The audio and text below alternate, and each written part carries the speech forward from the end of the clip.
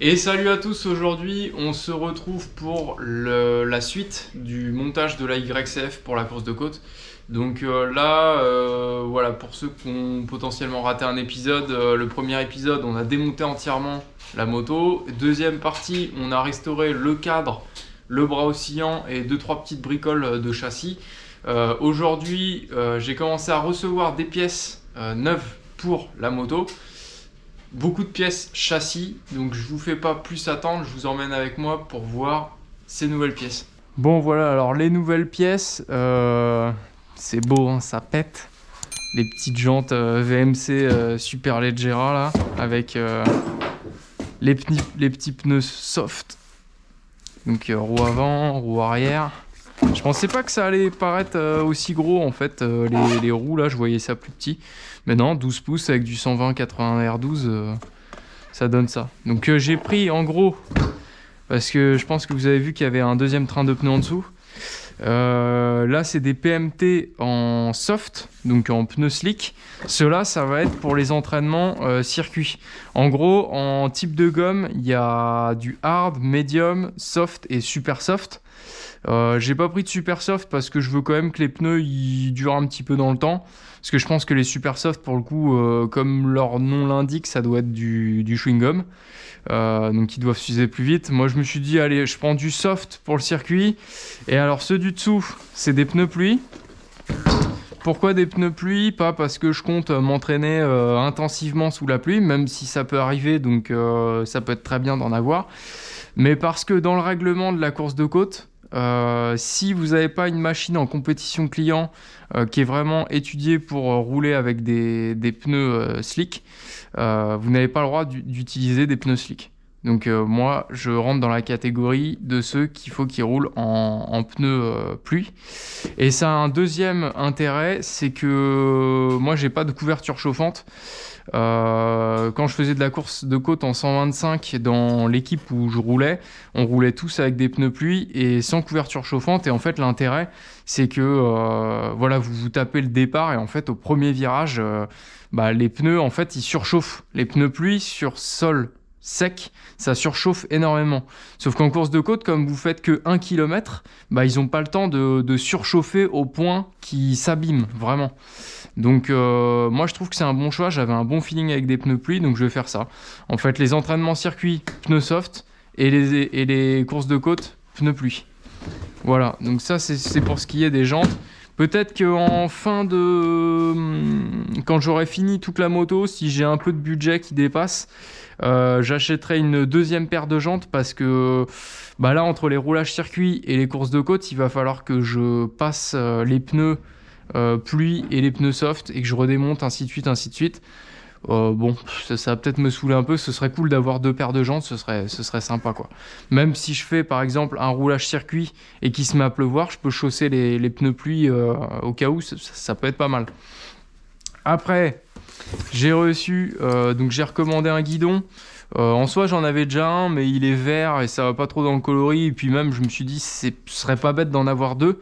Parce que si je tombe, voilà, c'est de l'alu léger. Hein, donc ça va plier direct. Ça va sûrement arriver dans l'année. Je pense que celui-là, son espérance de vie ne dépasse pas les 6 mois. Un set de protection de commande. Donc ça protège tout ce qui est poignée de gaz, levier d'embrayage, levier de frein, voilà, mètre cylindre, enfin tout ce qu'il y a en commande aux mains, quoi.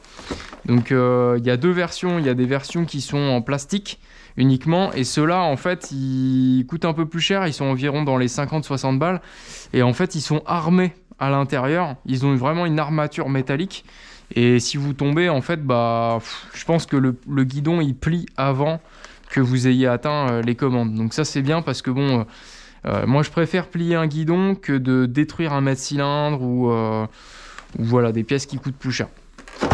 Ensuite, les patins Téflon. D'ailleurs, voilà, l'étiquette elle est là. J'ai déjà ouvert avant. Hein.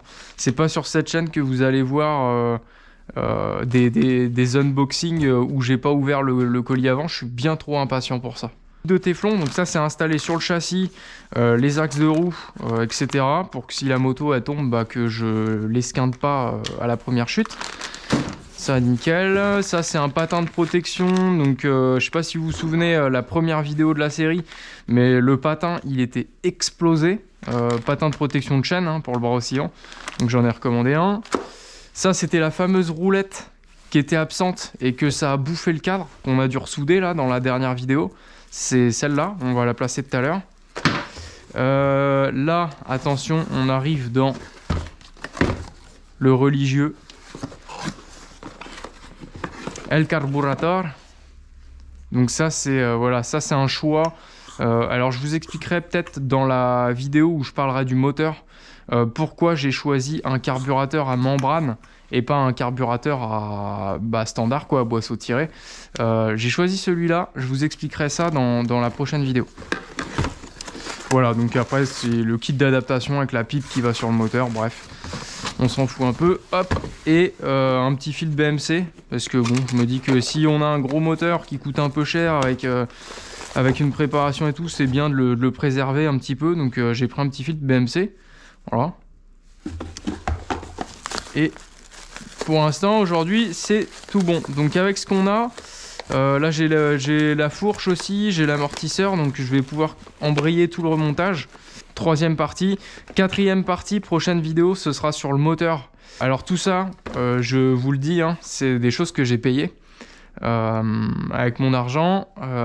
Dans la prochaine vidéo, on m'offre quelque chose de relativement important et d'ailleurs, je vais faire des grands remerciements.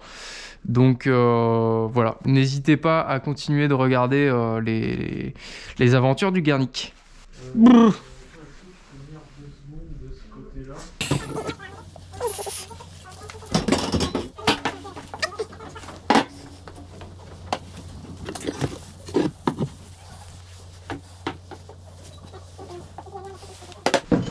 Alors, commencer par se mettre les roulements de bras oscillants. Alors ce que j'avais fait, c'est que quand j'avais fait la peinture, j'avais mis de la graisse volontairement dans les emplacements de roulement, comme ça, et la peinture allait pas se fixer. Hop.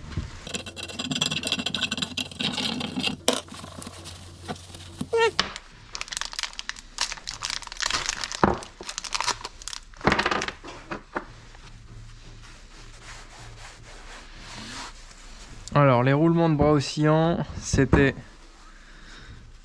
hop, côté kitchen, il y en avait deux.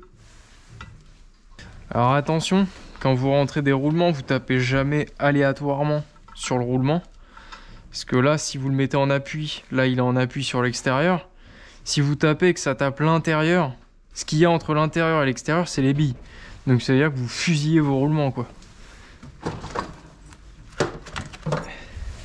Donc vous prenez une douille qui appuie que sur l'extérieur et comme ça vous épargnez l'intérieur.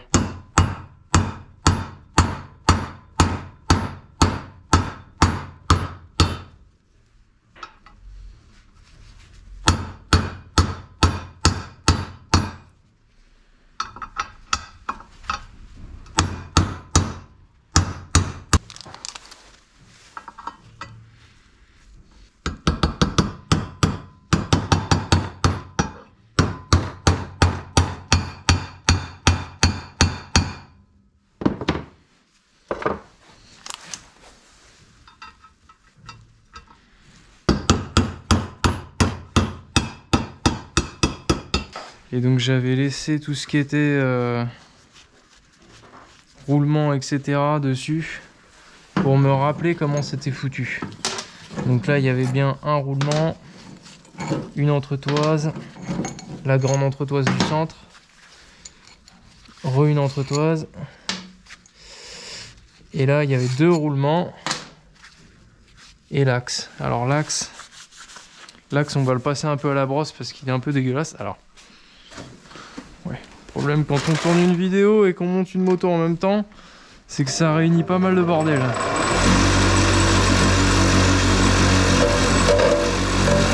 Voilà, histoire que ce soit un peu propre quoi. Après on graisse, comme ça le jour où on le démonte, déjà ça lui permet de pas rerouiller tout de suite. Et puis le jour où on le redémonte, et bah il n'y aura pas à taper comme un âne dessus quoi. Après donc il y avait les deux roulements. Donc là on a une entretoise. Là il y a l'autre entretoise. Et là, ici comme ça. Ok. Alors.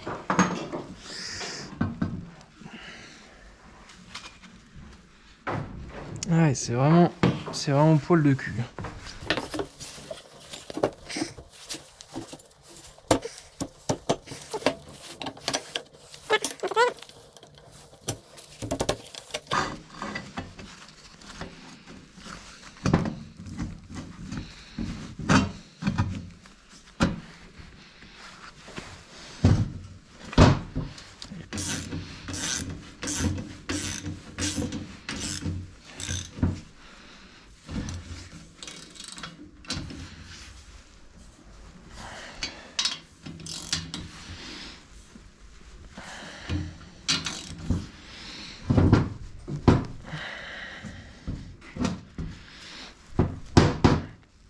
Voilà.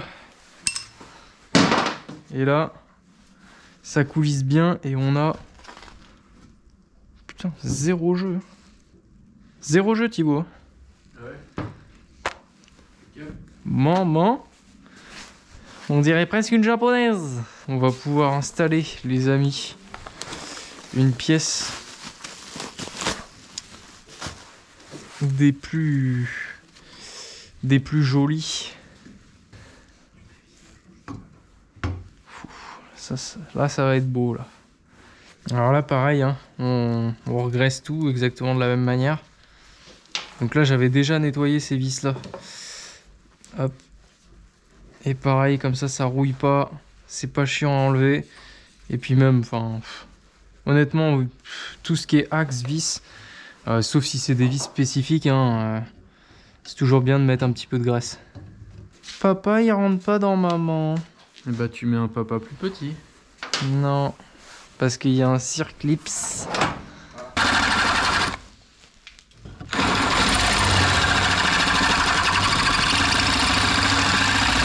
Et bah t'es pas gentil, voilà. Voilà ce que j'ai à te dire. T'es pas gentil, t'es pas un copain. Un vrai copain, il accompagne son ami en course de côte. Et il ne lâche pas. Ouais, mais avec une moto, parce que sinon, moi, je me sens seul. Ouh. Oh. Ah. Ah. C'est quoi? Ah. Ah. La roulette, elle va pas jusqu'au bout. Qu'est-ce que c'est que cette merde? C'est une espèce de butée de merde là, non? Ouais, c'est quoi cette butée? Oh, mais non, mais c'est que le roulement, il est pas bien rentré, c'est tout. Ah bah oui. Attends. Mais il y a une entretoise dedans, mais qu'est-ce qu'on s'en fout qu'il y ait une entretoise? On s'en fout que le roulement il soit propre là-dessus. Là. Tu rentres dedans, salopard? Attends. Ouais, non, ça va pas aller.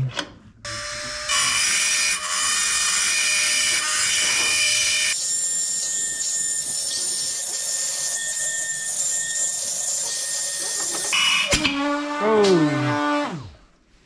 Ah. Oh, elle a pété sévère, hein, celle-là. Oh. Il va pas tous me les plier, là-haut. En plus, ça me fait peur, à chaque fois. Ouh. Hey, Thibaut. Ouais, Jojo. Ça passe. Nickel. Et regarde, bah ça va faire une très bonne goupille. Ah oui, bah oui. Pourquoi? Si cela passe. Bah regarde si cela passe pas. Ah. Ouais. Oh non. Ah, tu fais moins le malinois, hein. Dessus, ça passe. Non, ça passe pas. Dessus, Je te dis que ça passe pas.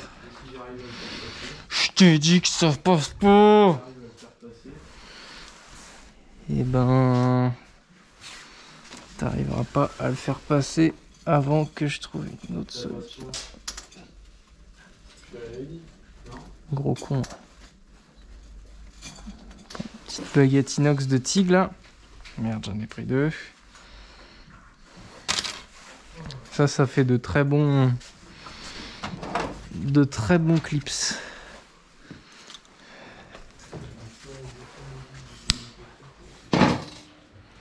Hop. Waouh. Ok, bah ça c'est un problème qui n'existe plus. Régulateur de pression de neuf. Ouais, c'est ça. Et ça, c'est pour mettre la durite. Et en gros, il n'y a pas de... Pour injecter. Il y a pas de réservoir d'essence, il est intégré dans le cadre.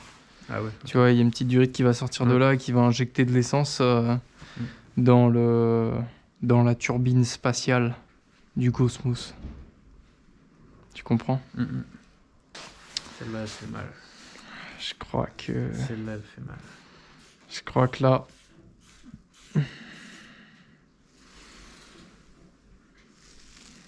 Ça va être bien. Ça va être bien, ça. Quand est-ce qu'on fait des vidéos? Alors après, les amis, on va se monter la fourche. La fourche, elle est là. Alors, j'ai pas racheté de roulement de direction. Mais je les ai bien nettoyés. Et on va bien les regraisser. Et moi, je pense que ça va le faire. Alors, au montage des roulements de direction, il y en a qui vont me dire « Ouais, tu mets pas les spies pour protéger de l'eau ?» Non, parce que les spies sont trop lourds. Ils sont trop lourds, c'est un gain de poids. Non, la seule vérité, c'est que j'en ai pas. Et comme j'ai pas recommandé de roulement de direction, bah... Pareil, je vais remonter ça en fermant les yeux et me dire que c'est bon. Ah oui, alors il y a un truc que j'ai oublié, c'est qu'il faut nettoyer aussi. Alors pareil, j'ai utilisé la même méthode pour le cadre. Normalement, j'avais mis de la graisse à l'intérieur ici, donc j'ai juste à nettoyer et vous voyez, hop, il y a tout qui dégage à cet endroit-là. Ou pas. Faire. Ok.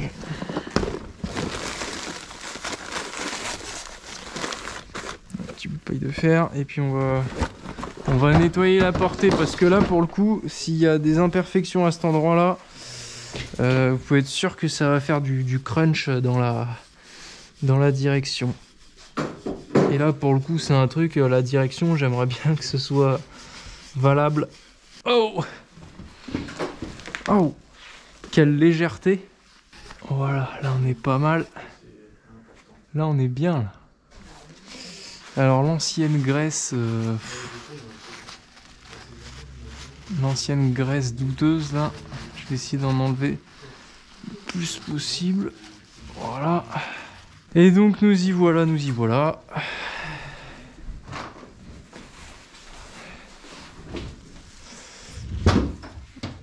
Pose de la fourche. Ok. Ok.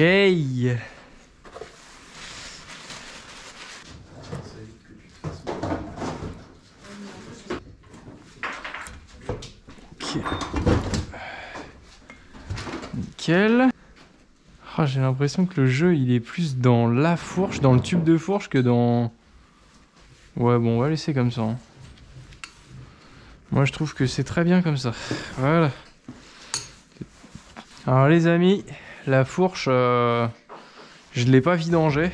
C'est l'huile de base qui est dedans. Hein. Je le ferai juste avant la saison. En gros pareil, il y a un spi qui est mort là. Je le ferai juste avant la saison. Comme ça j'aurai une huile nickel juste avant. Et pour l'instant le but c'est juste de la remettre sur ses roues, la faire rouler tout ça. Et je ferai ça au dernier moment. Oui bah... Allez! C'est bon là? Eh c'est bon là! Ah bâtard! Ah tu m'as donné le temps. Ah ouais, attention parce que en vrai, ça va être juste déjà. Ah ouais, mais elles sont trop grandes du coup celles-là. Ouais. Bon bah je vais mettre sans entretoise. Juste pour avoir un visu. Ouais.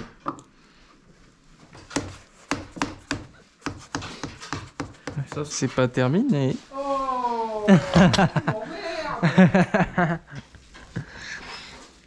Tu vas pas chanter de travailler là? Bah attends, tiens ça. S'il te plaît. Non, tiens ça, j'ai dit. C'est différent. Je sens le truc arriver là.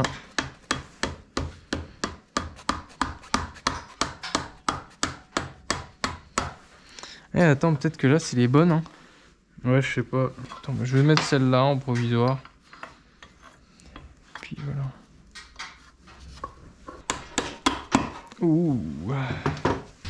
Bon les amis, ça sent bon là. Là. Je m'éloigne un peu pour que vous ayez une vision d'ensemble. Mais là, moi je trouve que ça sent bon. Et on va mettre un 212 là-dedans. Ouh là là. Je commence à prendre conscience de mes erreurs.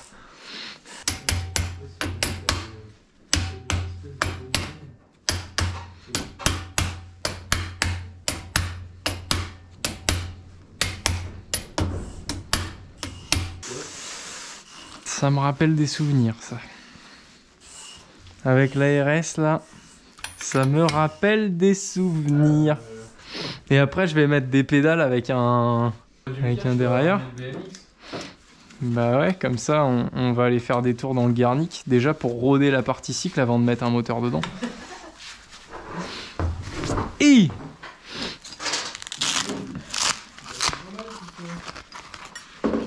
oh, wow, wow. Parce qu'Irexieff, ils font des trucs pas mal hein, quand même. Ils font des... Enfin, tous leurs thés, ils sont taillés masse et tout. Honnêtement, chez les Japs, tous les thés ne sont pas taillés masse hein, déjà. Donc, on dira ce qu'on veut, mais...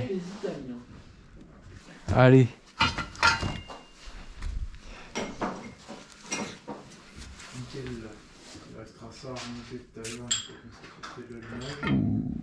Ouh. Ah, elle est tordue la boucle arrière déjà. C'est bien comme ça quand je me piquerais la gueule à Guillac, je disais non, c'était déjà comme ça. Non, par contre, moi, ce que je suis impatient, c'est d'aller rouler l'OEAC. Hein.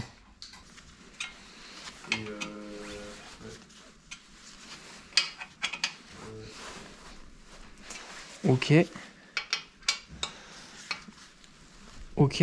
Après, les axes d'amélioration pour celle-là. Oh, déjà. Ouais, il faut resserrer l'hydraulique. Il est ouvert à fond, je pense. Bon, les amis, après une pause déjeuner assez longue, on reprend. Donc là, ça faisait plaisir à son homme, quoi, comme dirait l'autre. Hein. Je suis un peu déçu, je l'ai un peu mauvaise sur un truc. C'est l'amortisseur. L'amortisseur, il est neuf, comme vous avez pu le voir dans la dernière vidéo et celle-ci, il est neuf. Le problème, c'est qu'il n'y a aucun hydraulique dessus. Quand je me mets sur la moto et que je teste juste le fonctionnement de l'amortisseur, hein, si vous voulez, je peux vous le faire. Hein. Hop, là, il n'y a aucun hydraulique. En fait, là, si vous faites ça, vous laissez remonter. En fait, c'est la roue décolle du pont carrément, quoi. Ça veut dire que en gros, là vous avez une vis aussi qui est censée régler cet effet amortissant. Donc là, vous avez la précontrainte du ressort, et là, vous avez l'hydraulique de l'amortisseur, de l'amortissement, donc la cartouche qui est là-dedans. J'ai fait une vidéo, si ça vous intéresse, je vous la mets en fiche, encore une fois. Hein, c'est une vidéo assez longue, mais qui vous explique comment fonctionne un amortisseur et la fourche. Et là, il est mort neuf, en fait. Et moi, je pense une chose, c'est que il n'y a pas une goutte d'huile dans l'amortisseur. Bon, bref, on repasse sur la moto. Là, je vais continuer à monter 2-3 petites choses. Bon, je laisse cet amortisseur en attendant parce que bah, ça va me permettre quand même de la bouger. Et voilà, hein, ça va être... bon, on va le considérer comme un montage. Voilà, hein, pour faire du trampoline dans le Garnic, ça va être sympa. Enfin, bref. Je vais continuer à monter 2-3 petites choses. Là, il va falloir que je mesure parce que j'ai des entretoises là qu'il va falloir que j'achète. On va mesurer ça, voilà, on va continuer petit à petit le travail du châssis.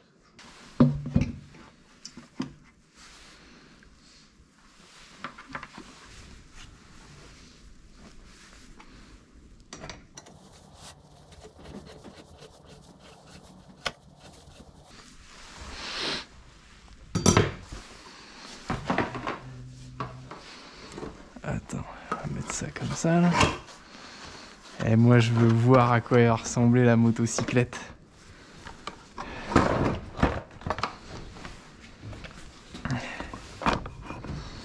Ouais, en vrai là je commence à avoir peur. Un truc bizarre. Oui bah il manque le moteur. Ah ça fait vraiment bizarre sans moteur. Puis il y a le garde-boue qui continue la ligne normalement là. Bah ouais. Oh là là. Oh là là. Gâte, elle est terminée. Eh, il reste plus qu'à mettre le kit pédale et c'est parti mon kit. Oh là là. C'est ça la position là? Ah ouais non mais là je suis sur la position réelle. Oh ça fait peur. Bah il va falloir se pencher en avant pour pas trop que ça lève hein. Oh les départs de course de côte ça va être fou. Ah, et l'autre Toto à qui j'ai acheté la fourche qui me disait oh, non non moi elle fonctionnait très bien. Mec, me dis pas qu'elle fonctionne très bien alors qu'on dirait un mec bourré qui sort du bar genre arrête pas de dégueuler la fourche. Bon les amis, j'ai nettoyé un petit peu, j'ai enlevé des stickers à la con qu'il y avait partout parce que bon voilà Behringer c'est cool mais je suis pas sponsorisé puis il y a pas de Behringer sur la moto donc je vois pas ce que ça fout là. Bref voilà tous les stickers ça dégage. Les seuls stickers qui iront sur cette moto c'est soit des gens qui me soutiennent quoi dans ce projet donc voilà qui m'ont apporté un coup de main pour ce projet là donc dans la prochaine vidéo vous verrez je vais sans doute coller du coup des autocollants. Je vais déjà en coller 2 aujourd'hui. C'est ce Del Cancro Motors, j'avais déjà parlé de lui sur la chaîne YouTube. El Cancro c'est une petite chaîne YouTube en gros le gars il fait des prépas café racer. Donc vous avez tout, hein. Vous avez des prépas qui sont plus aboutis et des prépas qui sont avec des motos qui sont un peu plus accessibles quoi.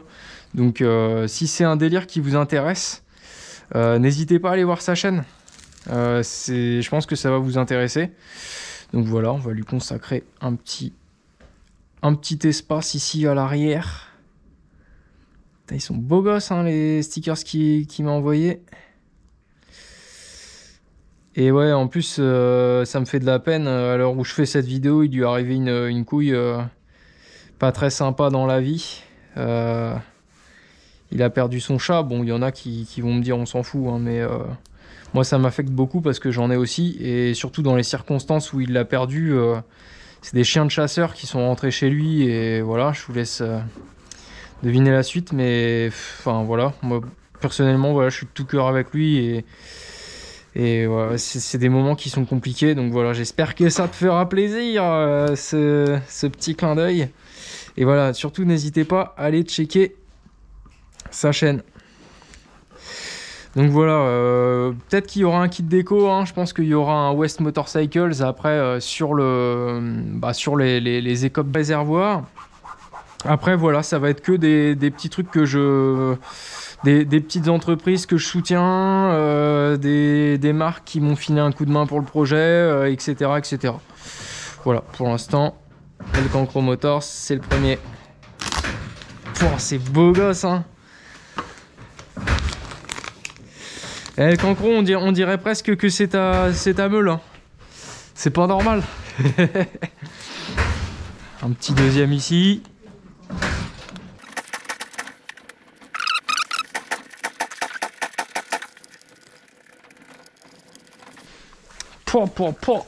Beau gosse.